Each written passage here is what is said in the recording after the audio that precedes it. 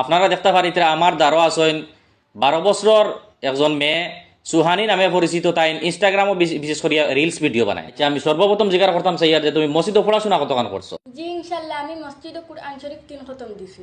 কোরআন শরীফ যেহেতু 3 খতম দিছো, আশা করি আর আমার কোয়েশন আনসার দিতে পারবে।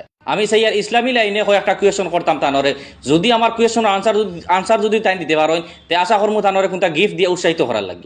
1 নম্বর কোয়েশন হইল গিয়া অল বিশ্বর মাঝে সর্বপ্রথম যে আজান দিছিলা এর নাম কিতা? 2 নম্বর কোয়েশন হইল গিয়া যেহেতু আমরা ইসলাম ধর্মের মাঝে সবচাইতে শান্তির জায়গা হইল গিয়া মসজিদ, পুরা অল বিশ্বর মাঝে সর্বপ্রথম যে মসজিদ বানানি হয়েছিল এই মসজিদের নাম কিতা? 3 নম্বর কোয়েশন হইল গিয়া যে উম্মতর মাঝে সর্বপ্রথম ব্যস্ত কে যাইবা? তো প্রথমে আপনি কোয়েশ্চন করছিলা যে সর্বপ্রথম আজান কে দিছিলা, তো এটা আমি পারমু, আমি ভুলে গেছি, আমার কিছু সময় দিলে আমি করবো।